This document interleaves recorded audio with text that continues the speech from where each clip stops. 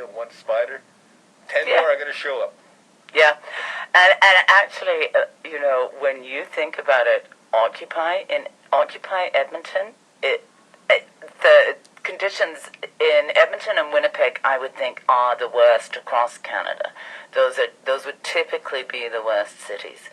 And did they come out and shut down Occupy Edmonton while it was extremely cold? No, because they weren't worried about you freezing to death or doing damage to your cells. They were only... Then they went out when it got warmer. They were worried about their reputation. Yeah. Right? Edmonton is the oil capital of Alberta, but Calgary is the capital of oil. Yes. In Alberta. And they don't want to look bad because all the attention will come to us. The media. Because I know our guys were ready to stand up and say, well, you better arrest me, and I'm not going to be standing here looking at you smiling. I'm going to give you my stuff. But understand, I'm coming back for it. Yeah. Yeah. In these other, like L.A., they took out L.A., and they were pretty passive. 1,700 cops versus X amount of occupiers, and they arrest 200. Yeah. Here in Edmonton, 45 cops versus 9 people on site, and they arrest 3. Yeah, and actually... And they're going to court. I heard too, Duane, that they said it was 45 cops, but it was actually more. It was way more. Yep. The young woman who went down, that they would, I think, I can't remember who was talking to her yesterday, was saying that they of course came in the middle of the night, 4 in the morning or something, and that when she by the time she got down there, she was already closed out of the Occupy site, so she had to watch it, and she said just from her vantage point, it seemed there were way more than 45 or 50 police. Well, that's typical response from the Edmonton Police Service. But they are really, really on the edge of discrediting themselves incredibly, globally. We're murder capital of Canada. Yeah. We're bad cop driving capital of Canada. We're racist email cop they're racist, and they're not addressing it internally.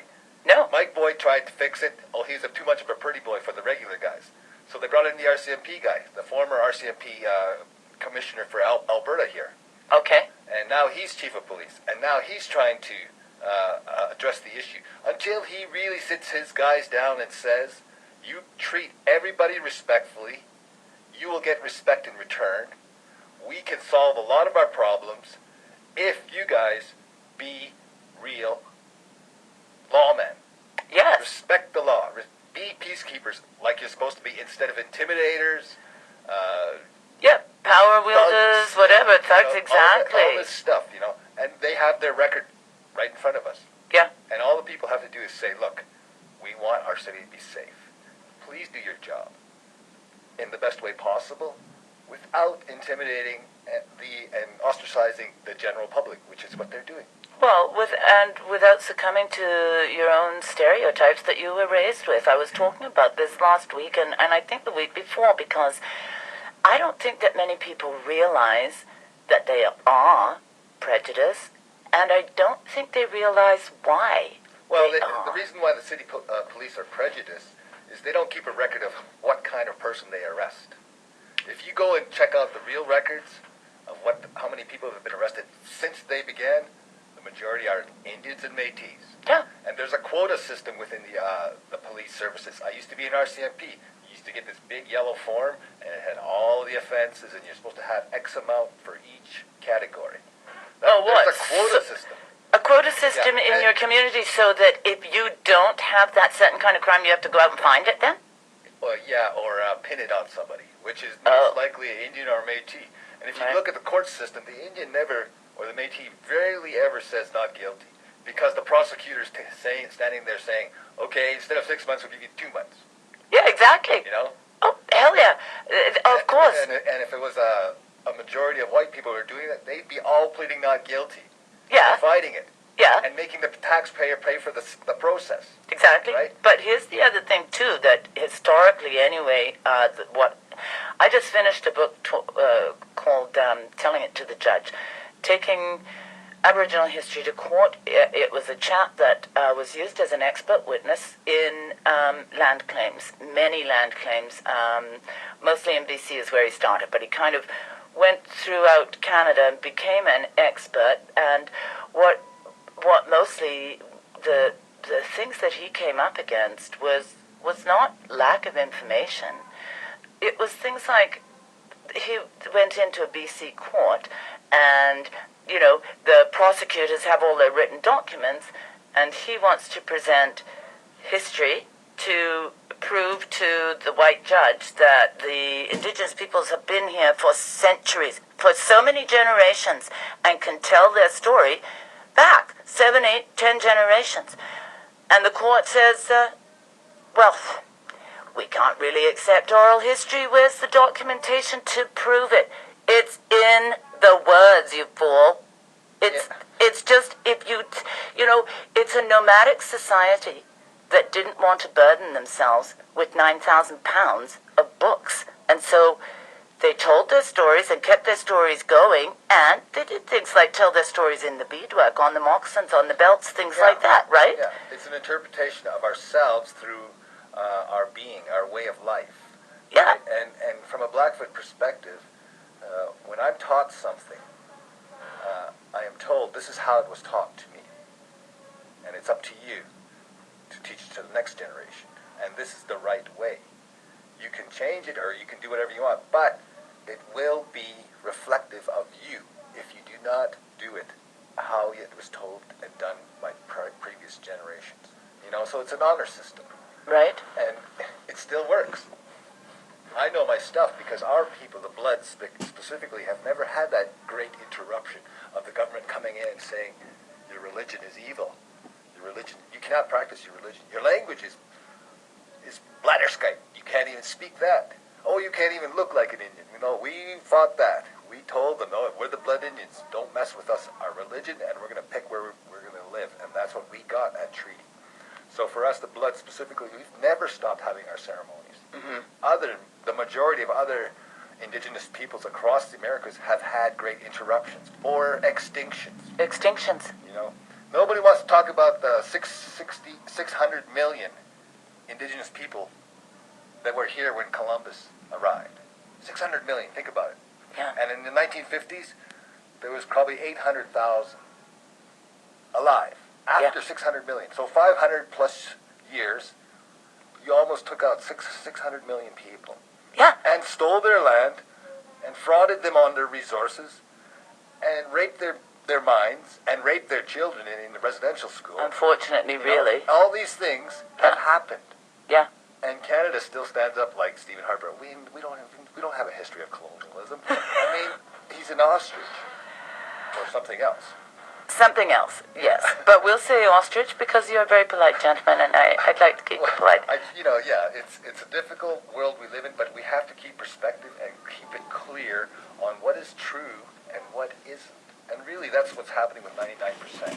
Yes. They're trying to tell the world, look, all these things are happening because of a very small, select group who are trying to control and have been controlling us. But now that everything is collapsing around them because of their actions, yes, they're going to really have to wake up and understand that this is our planet. We're not telling them to go away. We're telling them, smarten up, get real, we have to survive. And that means all of us. Yeah, the whole planet, we exactly. have to look at everything. Exactly. Air, water, earth, fire. All these things are basic things that the Creator gave to us. God, Allah, Buddha. Whatever you want to call it. It was a gift to us, and we have done nothing but abuse it. Exactly. And I just hope, like hell, that there really is a pearly gates where we all have to stand there and tell the Creator what we've done with the wonderful gift she gave us, because most people have done nothing but abuse it. Okay, now, I got to take a little break just to say that you are... You can call in, people. Yes, exactly, that's what I was going to say. You're listening to Moccasin Telegraph, CJSR's Aboriginal call-in show, and Duane Goodstriker is gracing us with his presence in the on-air booth, so please do call if you have a question, comment, if you want to talk about an event, anything. The lines are open, 780-492-2577, extension 1. That'll get you to the on-air booth, and you can talk with Duane and I. We are talking about the Occupy movement, but we're also talking a little bit about Autoobscat and how it gets there and how all reservations have been so horribly ignored and marginalized as to leave people without dignity. Yeah, I mean, we all have an opportunity here to work together, and all these things will be popping up, and it's not just in the Indigenous community, it's in the Black community, it's in the Asian community, it's in the Caucasian community. We all have certain things that are happening to us, and we have to address them. We must begin to address them. Mm-hmm. And in a fair, equitable way, which means everybody gets their voice, it's called consensus, to say what is necessary. Mm-hmm. But we have to, ultimately, we will have to have some direction on how we're going to have to move forward collectively, because we have, that's all there is. Yes, because if we continue to move in the direction that we're moving, the 1% will be the only ones left standing, and they won't have any air to breathe or water to drink, so they'll only last as long as their money. The worst case scenario, they spend all their money on their last oxygen bottle. Oxygen farm, did you say? Bottle. Oh, I was going to say, an oxygen farm. Let's sell a couple of those to the Conservatives right now. Oh, dear. Because one of the things that we kind of touched on before we came on air, that it's a point that I really think is important for everybody to realize, is that all the things that the Occupy camps are talking about, all the issues, all the feelings of being cast out the door or kept outside or outside of the decision-making, all of those are exactly what's been happening to the Aboriginal people since settlers arrived, or since first contact, exactly. And I mean, just, I can think of 3 instances right now in that book, historically, of things that one man did which colored response to entire communities. And those words remain written so that everybody can see, this guy, a leader, the head of a fort, evaluating the characters of the people he's trading with. And he says things like, oh, a worthless boy. Okay, this is a guy who's living in a country where he doesn't know anything about the Indigenous people. Well, he wouldn't, and he makes that judgment. He wouldn't last a week out there without his exactly. army and